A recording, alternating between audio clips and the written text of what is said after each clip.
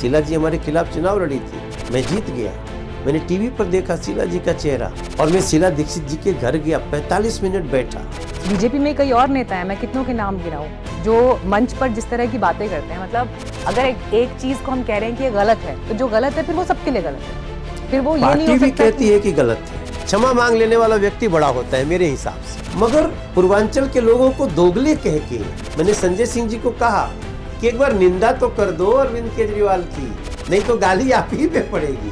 लेकिन आपने कहा रमेश बिधूड़ी जी ने माफी मांगी, लेकिन माफी मांगने के 2 दिन बाद वो फिर कह देते हैं कि आतिशी हिरनी की तरह घूम रही है। अब ये इस तरह की बातें, इसका मतलब माफी एक औपचारिकता थी।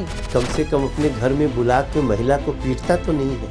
कितनी सीटें आ रही है बीजेपी की? मेरा ये अनुमान है कि हम लोग 40 से 50 के बीच में सीट आएगी। 10 ब्रैकेट सीट बड़ा कर दिया सर आपने। हाँ, 45 के आसपास समझ लो। 45 सीट। लेकिन आपको लग रहा है कि दिल्ली में बटेंगे तो कटेंगे चलेगा नारा? ये तो पूरे देश में चलेगा। मुझे लगता है प्रवेश वर्मा जी ने शायद चुनाव जीतने से पहले ही ये मान लिया कि मुख्यमंत्री बन गए हैं वो शायद। नहीं और सहेलियां नहीं सहेंगे, करना है ऐलान।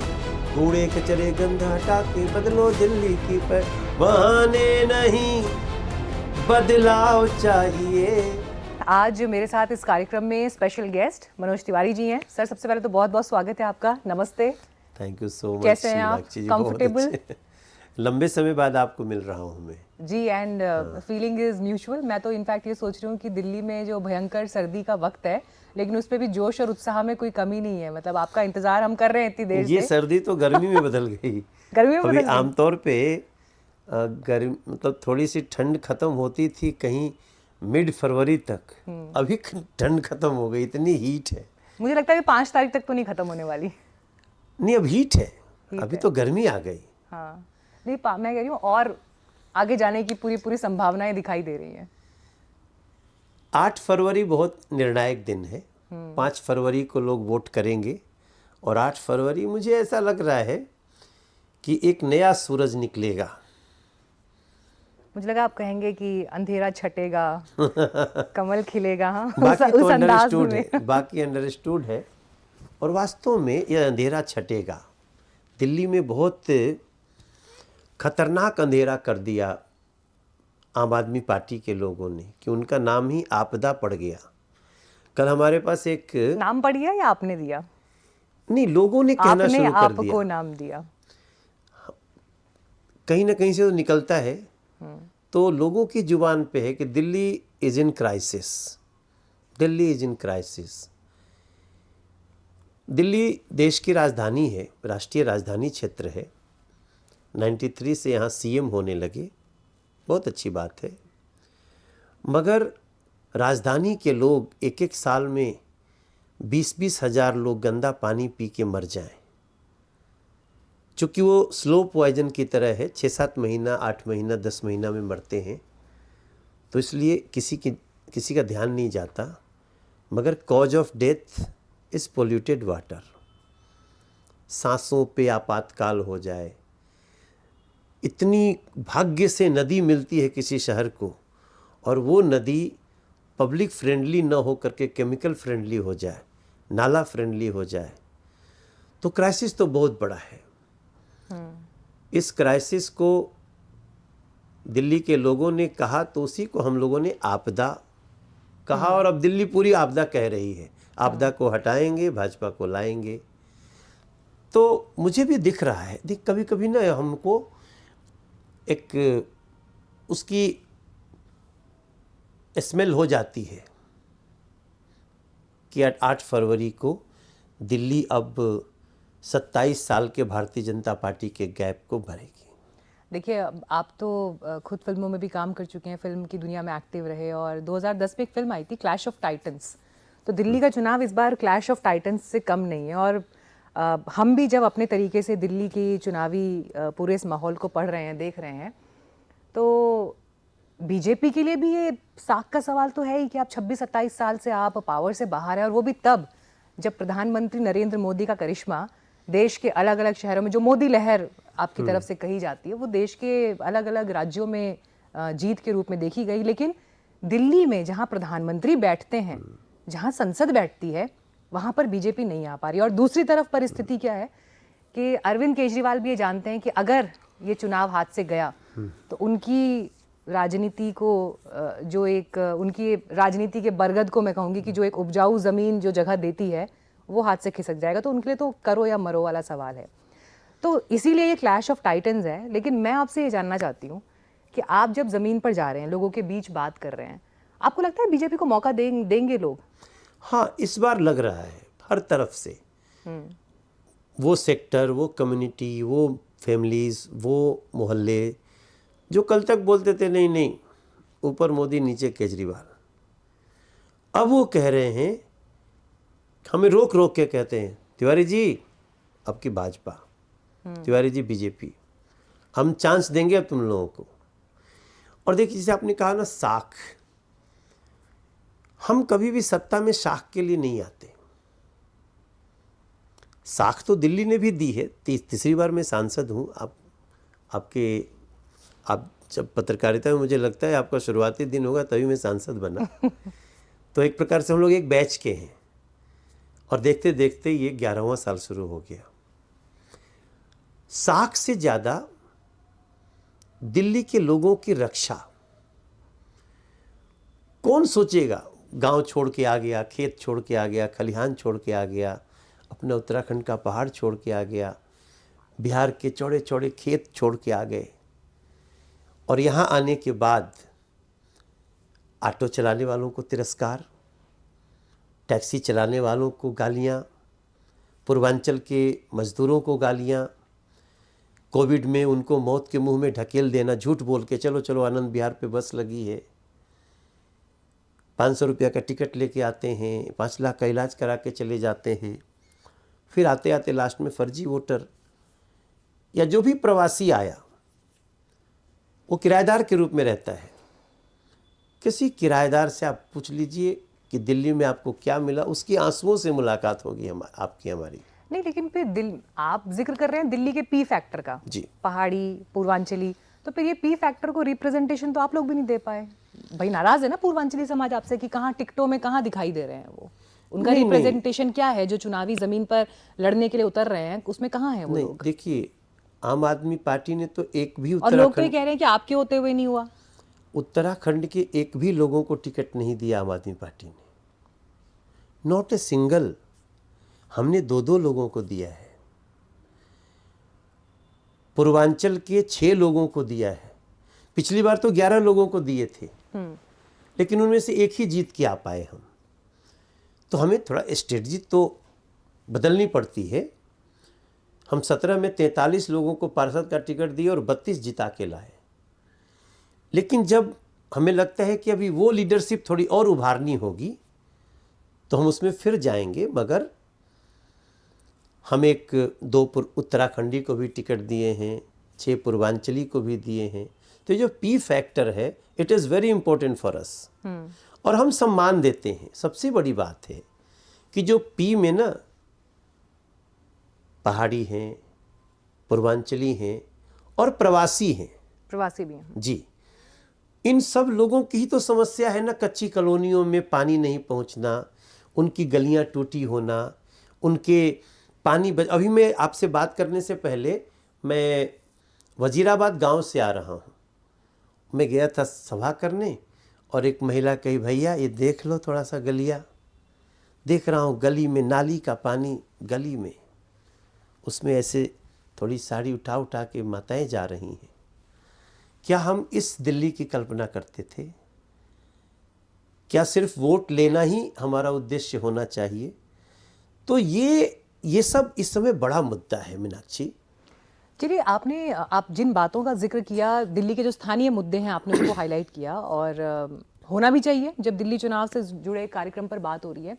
लेकिन जो मैंने क्लैश ऑफ टाइटन्स का जिक्र किया आपके सामने, बीजेपी के लिए इस टाइम ऐसा लगता है अरविंद केजरीवाल और उनकी पार्टी, आगरा में एक शब्द इस्तेमाल होता है कर्रा दुश्मन है, मतलब बहुत बड़ा दुश्मन है। एक बड़ा वहाँ पे जो लोकल भाषा चलती है, स्थानीय भाषा में बड़ा इस्तेमाल होता है।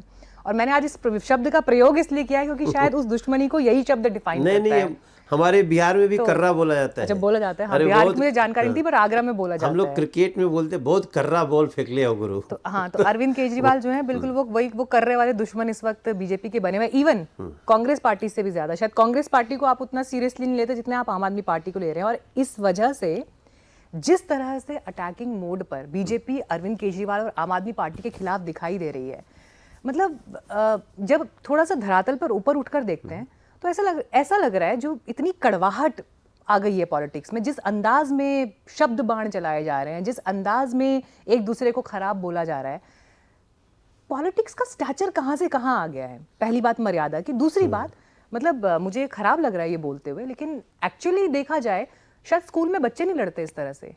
ये हाल हो रखा है आम आदमी पार्टी और बीजेपी के बीच में, और इसमें बड़े लीडर से लेकर छोटे लीडर्स कोई पीछे नहीं है। जब भी आप कोई पुस्तक पढ़ना शुरू करें और बीच से ही पढ़ेंगे तो हो सकता है विषय समझ में नहीं आएगा, इसलिए पहले पन्ना से पढ़ना जरूरी है। याद है ना सिग्नेचर ब्रिज हमने बनवाया 2014 में। जब मैं सांसद बना तो हर गली से आवाज़ आती थी कि, और मुझे लगता है आप तो शायद पहले दिलशाद गार्डन में रहते थे, सिग्नेचर ब्रिज की शुरुआत करी साहिब सिंह वर्मा जी ने 1997 में। 29 बच्चे वहाँ एक्सपायर कर गए थे। उन्होंने शुरू किया, राष्ट्रपति शासन लग गया था 2014 में, जब ये चले गए थे, भाग गए थे 49 दिन के बाद। तो उस राष्ट्रपति शासन में हमने पुल को तैयार करवाया। वो बोले हम उद्घाटन करेंगे। कर ले भाई, लेकिन मनोज तिवारी खड़ा भी नहीं होगा।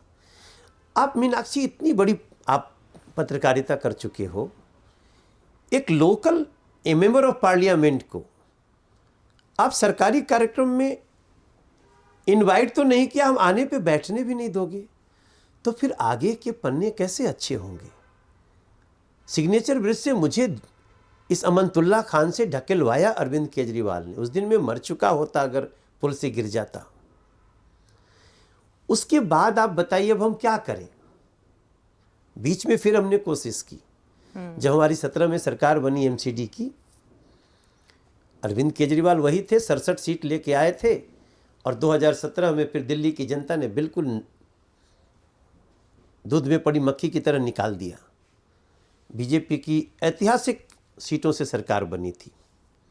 हम उनके घर शिष्टमंडल लेके गए थे और हमारे ऊपर अटैक हो जाता है।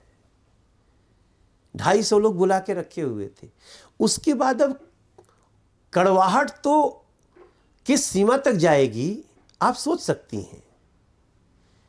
अरविंद केजरीवाल भरी सभा में ये कहें कि ये दिल्ली मनोज तिवारी के बाप की नहीं है। अरे भैया, मेरे पिताजी तो 83 में चले गए, पता कर लेते उनको कुछ कहने से पहले। अब उसके बाद भी हम लोग क्या करें उनके लिए, कैसे वो मधुरता बने। हमें शीला दीक्षित जी याद आ गई आपके सवाल से। शीला जी हमारे खिलाफ चुनाव लड़ी थी, मैं जीत गया। मैंने टीवी पर देखा शीला जी का चेहरा, मैंने कहा यार शीला जी से मुझे मिलना है। और मैं शीला दीक्षित जी के घर गया, 45 मिनट बैठा। उनको आश्चर्य हो रहा था कि तुम आए हो। फिर उन्होंने कॉफ़ी पिलाई मुझे, और उनको इतना अच्छा लगा उस दिन, मुझे इतना अच्छा लगा। हम तो इसके पक्षधर हैं। उन्होंने कहा था कि अटल जी, ये हो सकता है मनोज जी कि ये बात आप कह रहे हैं, ये आपकी व्यक्तित्व से जुड़ी बात है, लेकिन फिर बीजेपी में ही कपिल मिश्रा भी हैं। आप देखिए वो किस तरह की स्पीचेस देखते हैं। बीजेपी में कई और नेता हैं, मैं कितनों के नाम गिनाऊं, जो मंच पर जिस तरह की बातें करते हैं। मतलब अगर एक चीज को हम कह रहे हैं कि ये गलत है, तो जो गलत है फिर वो सबके लिए गलत है। फिर वो ये नहीं हो पार्टी भी सकता कहती है कि गलत है। हाँ, लेकिन हमारी पार्टी के जिन लोगों ने भी हीट ऑफ द मोमेंट में या स्लिप ऑफ टंग में या रमेश किसी बिदूड़ी? त्रुटि बस अगर ऐसा बोल दिया, तो पार्टी ने कहा तुरंत खेद व्यक्त करो, क्षमा मांगो। और हमारे बीजेपी के लोगों ने क्षमा मांगी है। देखो मीनाक्षी जी, हम राजनीति नहीं, अब में लेकिन कई अगर बार रमेश बिदूड़ी जी माफी मांगेंगे और माफी मांग के ये बोलेंगे कि ठीक है जी, लालू जी ने भी तो हेमा जी के लिए कह दिया था, तो ठीक नहीं, है मेरा उसकी- भी बयान उस नजरिए से देखा जाए, तो ये बात तो सही नहीं है। फिर उसके बाद उन्होंने माफ़ी मांगी। पार्टी ने उनसे कहा कि ऐसे इस तरह का भारतीय जनता पार्टी का संस्कार नहीं है। अब देखो मीनाक्षी, ये कितनी बड़ी बात है कि रमेश बिधूड़ी जी को उसके बाद खेद व्यक्त करना पड़ा, और क्षमा मांग लेने वाला व्यक्ति बड़ा होता है मेरे हिसाब से, मगर पूर्वांचल के लोगों को दोगले कह के मैंने संजय सिंह जी को कहा कि एक बार निंदा तो कर दो अरविंद केजरीवाल की, नहीं तो गाली आप ही पे पड़ेगी। अब देखिए, ये तो जब मैं उनका इंटरव्यू करने जाऊंगी तो उनसे ये सवाल आप पूछूंगी, पूछिएगा। लेकिन आपने कहा रमेश बिधूड़ी जी ने माफी मांगी, लेकिन माफी मांगने के 2 दिन बाद वो फिर कह देते हैं कि आतिशी हिरनी की तरह घूम रही हैं। अब ये इस तरह की बातें, इसका मतलब माफी एक औपचारिकता थी, एक फॉर्मेलिटी अदा कर दी गई, और सोच तो लेकिन वो नहीं है, वो रिफ्लेक्ट हो जाती है। अब देश की राजधानी दिल्ली में भी अगर ऐसे बयान दिए जाएंगे तो फिर मतलब क्या कहा जाए? देखिए, कम से कम अपने घर में बुला के महिला को पीटता तो नहीं है। स्वाति मालीवाल की पिटाई होती है, आतिशी जी को कुछ बोलना चाहिए उस पर। स्वाति मालीवाल रो रही है, राज्यसभा सदस्य हैं, माननीय सदस्य राज्यसभा, और उनको अरविंद केजरीवाल जी के सामने घर में बुरी तरह पीटा जाता है। आप इस कैरेक्टर को क्या कहेंगे? चलिए, अब फिर ये वही बातें हैं कि ये अब ये आरोप प्रत्यारोप ही दिल्ली में इस वक्त चल रहे हैं, लेकिन इन सब के बीच ये तो बहुत बड़ी बात है। नहीं, मैं तो आप खुद महिला की पिटाई करवाते हो। पर परिस्थिति देश के सामने इस वक्त ऐसी हो गई है कि एक जगह से एक आरोप लगता है, दूसरी जगह से दूसरा वर्जन आता है। My version versus your version में जनता जान ही नहीं पाती है कि सच क्या है। नहीं, हम अभी देखिए ना, चुनाव के बाद ये सब बातें बंद हो जाएंगी। हम किसी बात को डाइवर्ट नहीं करते। हमने कहा ना कि हमारे किसी नेता से कोई गलती हुई, उनको पार्टी कहेगी नहीं, ये हमारा विचार नहीं, आप क्षमा मांगो। वो करते भी हैं। कोई ऐसा नहीं है आज तक जिसने ऐसा कभी गलती हो गई हो और अड़ा रहा हो। तो प्रवेश वर्मा जी जूते बांट रहे हैं, या फिर लाडली बहन योजना वाले पेम्फलेट्स बांट के पैसे दे रहे हैं, वो भी तारीख के चुनाव के अनाउंस होने से पहले, तो वो क्या गलत और सही के दायरे में नहीं है पार्टी के लिए? नहीं, वो आचार संहिता से पहले इन्होंने किया था, आचार संहिता लगने के बाद। हाँ, उससे पहले किया था। लेकिन अगर जो बीजेपी, मतलब उनके पास क्या अथॉरिटी, उस समय तक तो उनका नाम भी अनाउंस नहीं हुआ था, तो उनके पास क्या अथॉरिटी है इस तरह से पैसे बांटने की? और लेकिन सरकारी योजना पैम्फलेट पे लगाकर, जिसमें मोदी जी का चेहरा लगा हुआ है वो और बीजेपी का लोगो है, वो लगाकर, उसमें क्या लिखा था? उसमें लाडली बहन योजना लिखा था। तो लाडली बहन योजना तो हमारी मध्य प्रदेश में 20 साल से चल रही है। तो मध्य प्रदेश में चल रही है ना सर। दिल्ली में अगर वो योजना पैम्फलेट छाप के, अगर बीजेपी के कॉमन नेता जो हैं वो जिनके पास कोई अथॉरिटी नहीं है उसको बांटने की, सरकारी योजना है ना, सरकारी योजना को बीजेपी के नेता कैसे बांट सकते हैं? सरकार बांटेगी।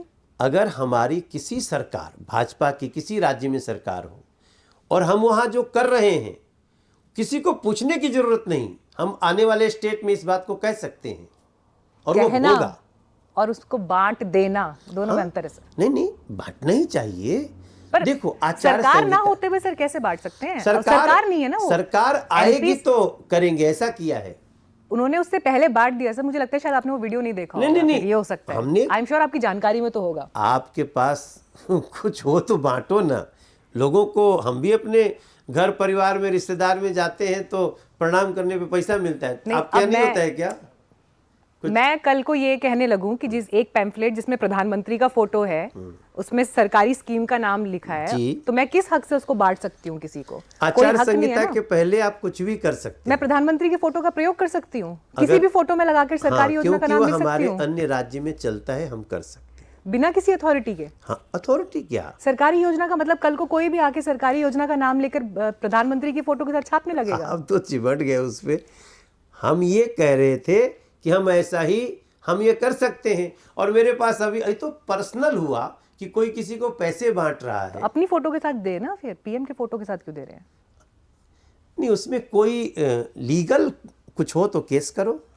अब देखिए, मैं तो जाऊंगी नहीं ना केस करने के लिए, लेकिन ये मैं जब आपको बोल रहा हूँ ना, मंच पर है। आप सवाल भी तो उन्हीं कर रहे हो जिन्होंने सवाल उठाए होंगे, तो आम आदमी पार्टी को जाकर के केस करना चाहिए था। खैर, ये सवाल पब्लिक प्लेटफॉर्म पर भी था। जी। लेकिन देखिए, अब आपने लाडली बहन योजना पर भी क्योंकि बात आ गई, बेसिकली जानते हो आम आदमी पार्टी क्यों जली?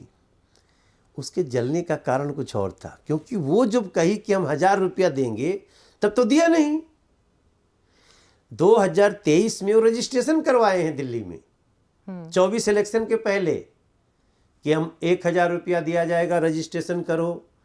तो प्रवेश याद दिला रहा था कि इतना झूठा है, इतना ये धोखेबाज है व्यक्ति, किसने कह के नहीं दिया, देखो हम बिना कह दे रहे हैं और हर राज्य में देते हैं, यहाँ भी आकर आएगी तो देंगे, हमने कर दिया। मुझे लगता है प्रवेश वर्मा जी ने शायद चुनाव जीतने से पहले ही ये मान लिया कि मुख्यमंत्री बन गए हैं वो शायद। नहीं, उसकी एनजीओ बहुत पुरानी है, 25 साल पुरानी एनजीओ है। एनजीओ के नाम से बांटे ना, फिर सरकारी योजना के नाम से कैसे बांट सकते हैं? तो वो नैतिकता के लिहाज से भी ठीक नहीं है, और अगर कोई कंप्लेंट करने जाएगा तो उस पर बहुत सीरियस ऑफेंस भी बन जाएगा। पर खैर, मैं अब उन मुद्दों पर आती हूँ जिसमें आप जनता को बहुत कुछ प्रॉमिस कर रहे हैं। अब जिस बात से देखिए मैंने शुरुआत की थी, क्लैश ऑफ टाइटन्स में अरविंद केजरीवाल आपके भयंकर दुश्मन है, आम आदमी पार्टी आपकी दुश्मन नंबर 1 है दिल्ली में, लेकिन पहले उनके तमाम नेगेटिव्स बताते हुए और उनके तमाम जो मैं कहूंगी कि जो जिन बातों पर वो फेल साबित हुए जिसका आपने जिक्र किया, लेकिन आप भी स्ट्रैटेजी वही बना रहे हैं जो वो बना रहे हैं। जिस तरह से उन्होंने मुफ्त स्कीम्स दी, वही सब कुछ लेकर आप भी जनता के बीच पहुंच गए अपने मैनिफेस्टो के साथ में, संकल्प पत्र के साथ में। मुफ्त अगर कोई सरकार दे सकती है तो सबसे ज़्यादा मुफ्त जनता को देने वाली भारतीय जनता पार्टी सरकार है। मुफ्त के 4 करोड़ 22 लाख हम लोग घर दे चुके हैं, प्रधानमंत्री आवास योजना। मुफ्त के हम लोग 55 करोड़ को 5 लाख रुपए का आयुष्मान योजना इलाज कराते हैं। मुफ्त में हमने लोगों के शौचालय बनवाए हैं 12 करोड़ से ज़्यादा। मुफ्त में हमने गैस कनेक्शन दिया है जिसके लिए 40-50 हज़ार रुपया घूस लगता था। मुफ्त देने का बीजेपी कभी विरोध नहीं करती। आप कह के नहीं करते हैं तब हम आपको क्रिटिसाइज करते हैं। और आम आदमी पार्टी और उसका नेता अरविंद केजरीवाल, इन लोगों ने जनता को जितना छला है, धोखा दिया है, उसकी अति हो गई है। इन लोगों ने बहुत सारे वादे किए, बुजुर्गों का पेंशन बंद कर दिया, 11 साल में एक गरीब का राशन कार्ड नहीं बनाए मीनाक्षी जी। उन गरीबों के लिए हमको 1 नेशन 1 राशन बनाना पड़ा। लेकिन जो दिल्ली में ही रहता है, गरीब है, नई घर में बहू आई, उसका ऐड होना चाहिए नाम, वो कर ही नहीं रहे हैं। यहाँ तक कि 80,000 जो राशन कार्ड धारी है वो संसार से चले गए हैं, तो भी उसको पूरा नहीं किया, क्योंकि उसको पूरा करने के लिए थोड़ी सी जांच पड़ताल करनी पड़ती है। हम जो कह रहे हैं, अब हमने कहा है हर गरीब महिला को 2500 रुपया महीना देंगे, हर गर्भवती महिला को 21,000 रुपया उसको उसके बच्चे के स्वस्थ पैदा होने के लिए देंगे, वो जच्चा बच्चा स्वस्थ रहे। हर गरीब को 5 लाख राज्य से, 5 लाख केंद्र से, 10 लाख का फ्री इलाज। हर गरीब महिला के परिवार को 500 रुपया में सिलेंडर, होली दिवाली फ्री। ये सब कुछ बुजुर्ग मध्यम वर्गीय हो, गरीब हो या अमीर हो या मध्यम वर्गीय हो, अब उसकी 10 लाख रुपए की इलाज भाजपा सरकार बनने के बाद नरेंद्र मोदी जी कराएंगे। अब देखिए, हम इसमें गलत क्या? जो चर्चा अभी दिल्ली चुनाव में चल रही है कि दिल्ली में 2 एम फैक्टर उभर कर आ गए हैं। जो एम फैक्टर अमूमन एम फैक्टर नाम से जाना जाता है, उससे अलग महिलाएं और मुफ्त योजना। तो अब ये दिल्ली का फैसला इन दो पॉइंट्स पर होगा, ये इस बात पर सब बात कर रहे हैं। अब आपकी तो ट्राइड एंड टेस्टेड योजना है लाडली बहन योजना, मध्य प्रदेश, हरियाणा, महाराष्ट्र में उसका उसके नाम बदलते रहे, बट योजना वही है और उसका इम्पैक्ट इन तीनों जगहों पर दिखा भी। लेकिन दिल्ली में तो फिर अरविंद केजरीवाल अपने आप को प्यारे भैया बोलकर आगे लेकर आ रहे हैं, और उससे बड़ा दुश्मन भैया नहीं हो सकता, उससे गंदा भैया नहीं हो सकता जिसने बहनों को गंदा पानी पिलाया, अपने बहनों के बच्चों को 18 साल में शराब पिलाने की योजना बनाई, एक पर एक फ्री शराब दिया, पानी नहीं दिया। वो भैया कैसे? शराब वाला जिक्र देखिए आपने कर दिया, तो अरविंद केजरीवाल को लेकर इस समय 2 सेंटीमेंट हैं दिल्ली में। एक तबका है जो ये मानता है कि भाई वादे किए थे, वीआईपी स्टेटस नहीं होगा, शीश महल, ये वो सब जो चीजें हैं, तो वो उस चीज को मान रहे हैं कि हाँ ये कुछ गड़बड़ तो लग रही है। लेकिन एक तबका वो भी है जो ये मानता है कि बीजेपी ने उनको फंसाया है। अब कौन सा तबका भारी पड़ेगा और उसके हिसाब से क्या बीजेपी का खेल बिगड़ेगा, ये एनालिसिस आपके भीतर भी तो हो रहा होगा, पार्टी के भीतर। नहीं होता है, हम लोग करते ही रहते हैं, लेकिन हम ये एनालिसिस से करके कि चोर को चोर कहें कि नहीं, हम नहीं करेंगे। हमारे लिए देश प्रथम है। हमारी सत्ता में हम रहे न रहें, हम भ्रष्टाचारी को भ्रष्टाचार करने का मौका नहीं देंगे। भ्रष्टाचार, लोगों के साथ अत्याचार, हम ये परमिशन नहीं देंगे। और अरविंद केजरीवाल बीजेपी से ज्यादा दिल्ली की जनता के दुश्मन बन चुके हैं मीनाक्षी जी, क्योंकि 9वीं क्लास में किसके बच्चे फेल हुए?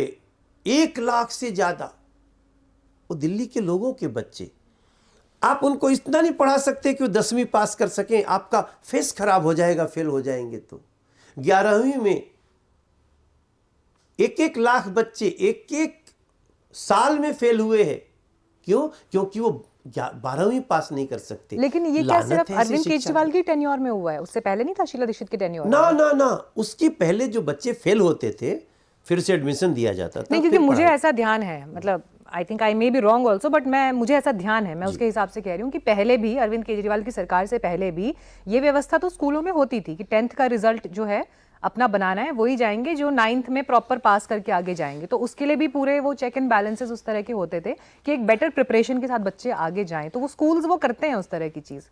नहीं, तो ये अरविंद केजरीवाल के आने की वजह से हुआ क्या?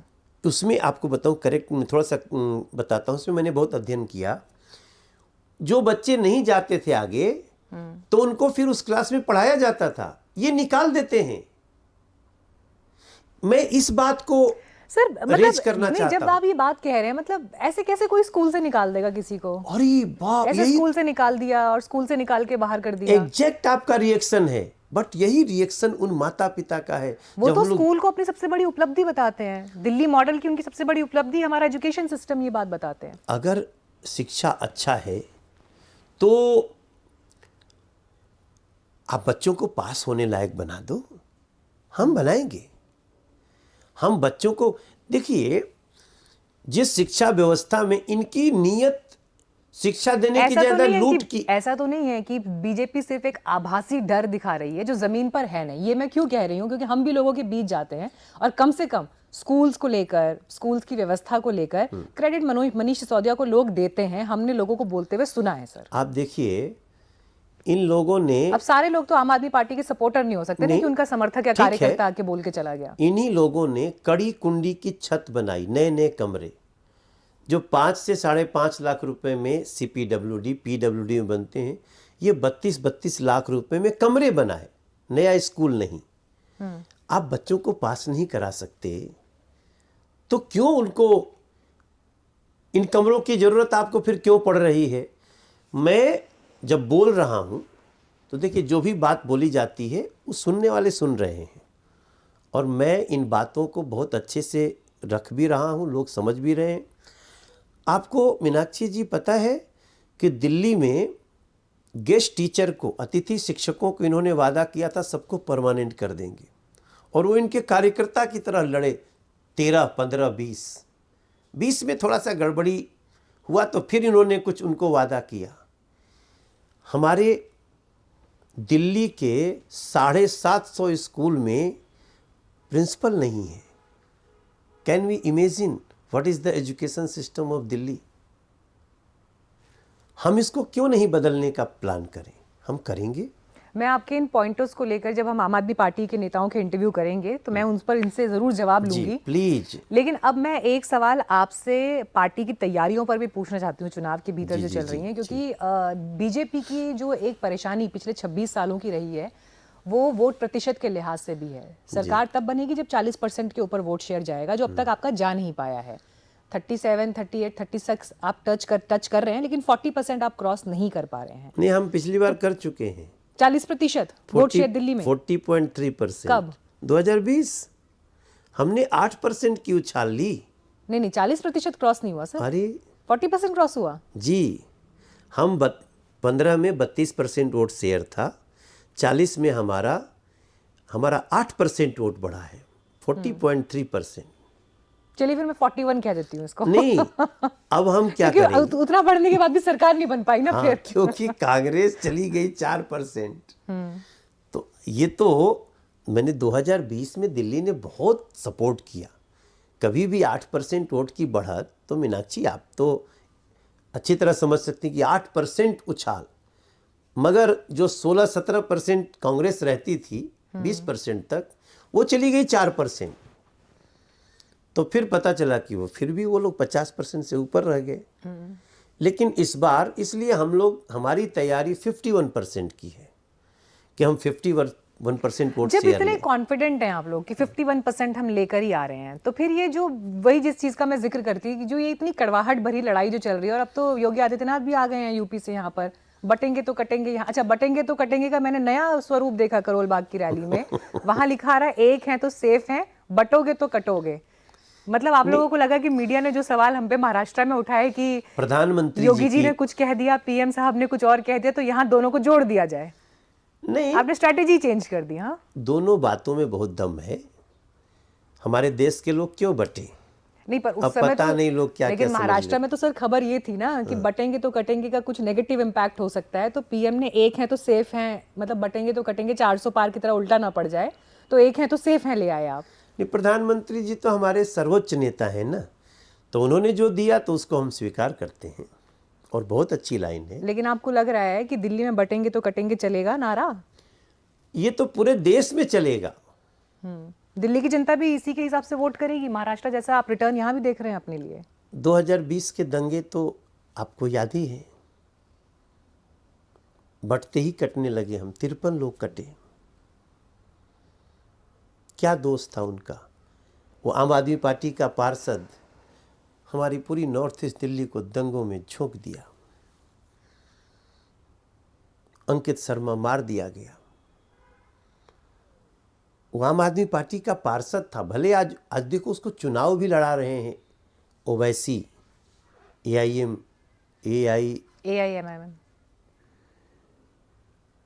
अब सोचिए कि जले पे फिर से नमक छिड़क दिया।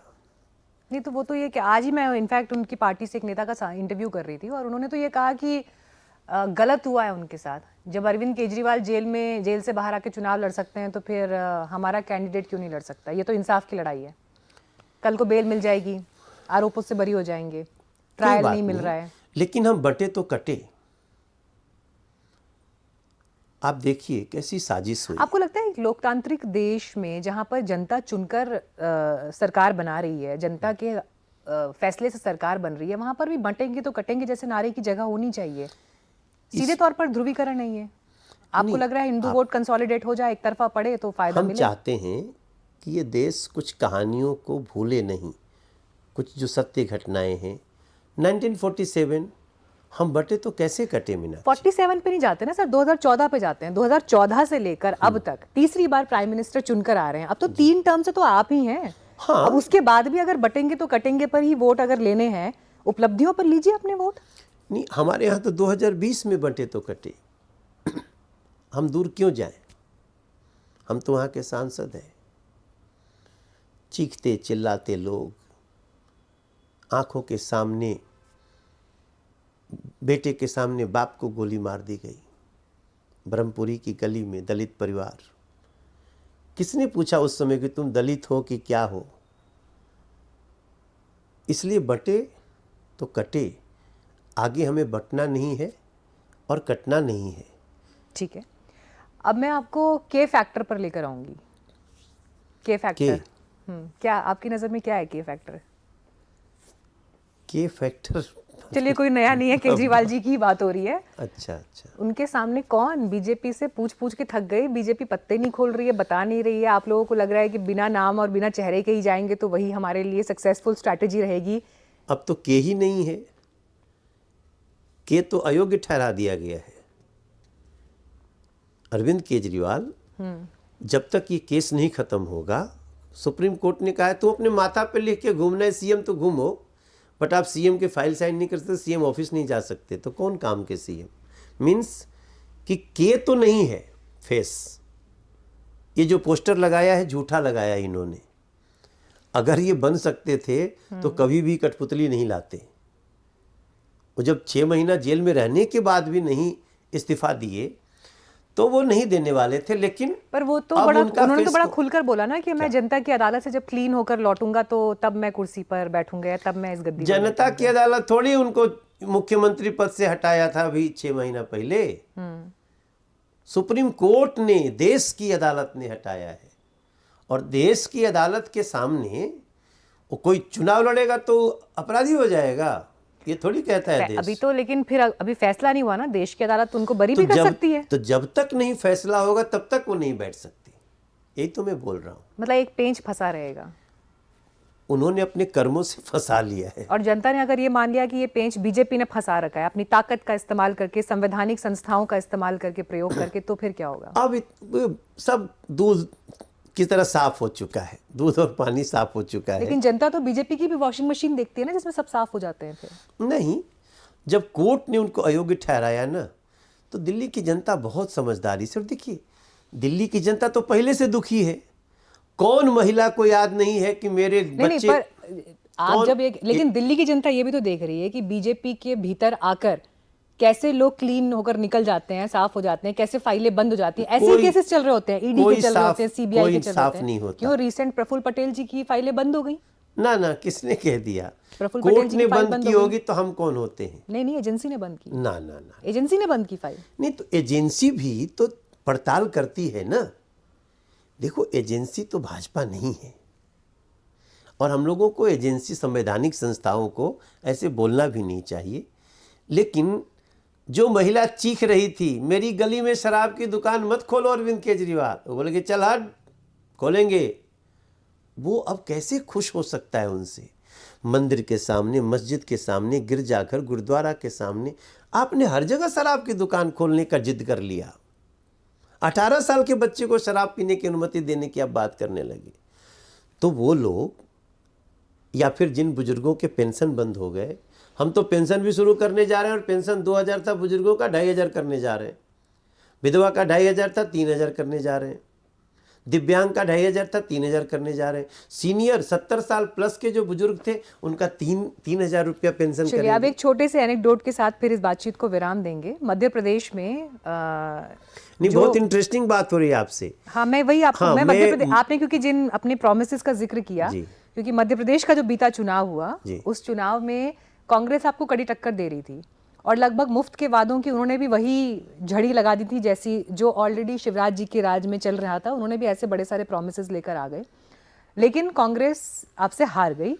और मैंने वहाँ पर जब लोगों से बात की कि जब कांग्रेस ने भी वही सब प्रॉमिस कर दिया था, जब यही है कि भाई हमने भी खजाना खोल दिया, उन्होंने भी खजाना खोल रखा है, तो जनता कैसे तय कर रही है कि मुझे किसके वाले खजाने पर ज़्यादा बिलीव करना है?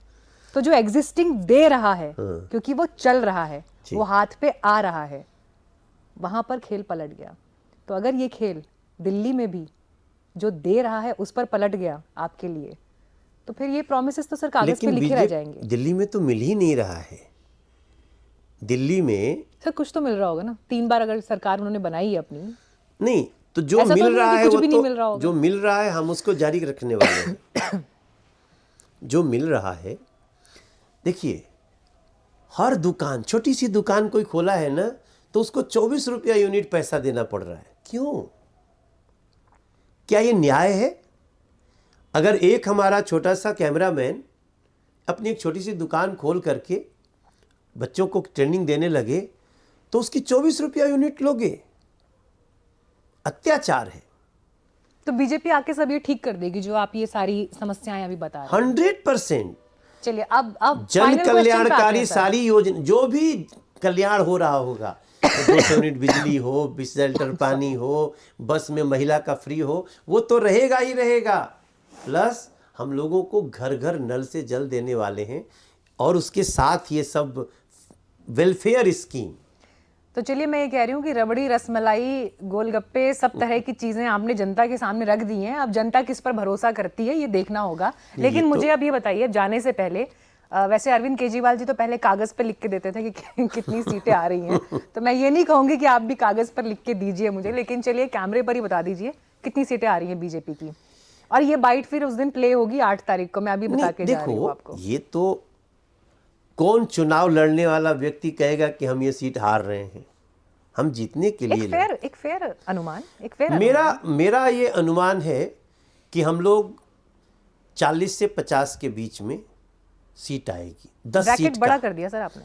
हाँ, 45 के आसपास समझ लो। 45 सीट, 45 सीटें आप लोग 45 के आसपास। कांग्रेस की कितनी सीटें आ रही हैं? मुझे लगता है कांग्रेस 4-5 सीट ला सकती है। 4-5। हाँ, मतलब आपने आम आदमी पार्टी को बिल्कुल गायब कर दिया सीन से। आम आदमी पार्टी अपने कर्मों से गायब हो गई है। चलिए 10 साल से झेले खूब बहाने हमने, दिल्ली के मालिक बन बैठे लगे हो सबको ठगने, बहुत सह लिया नहीं सहेंगे करना है ऐलान, कूड़े कचरे गंध हटा के बदलो दिल्ली की बहाने नहीं बदलाव चाहिए। दिल्ली की जनता ने कहा है कि दिल्ली में भाजपा सरकार चाहिए। चलिए फिर 8 तारीख का इंतजार।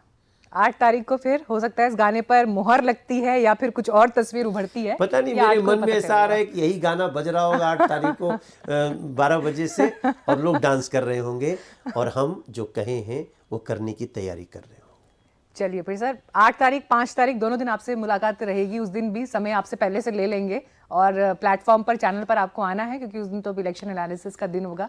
लेकिन आज आपने समय दिया और दिल्ली चुनाव पर ये एक दिलचस्प चर्चा रही। Thank ये you भी so एक much. कॉम्बिनेशन है, PNP पहाड़ी एंड पूर्वांचली। इसीलिए नमस्कार। हमने दिल्ली के पी फैक्टर का जिक्र कर लिया बहुत था। अच्छा, नई बात हो गई। Thank you so much sir, बहुत थैंक यू धन्यवाद। मनीष जी।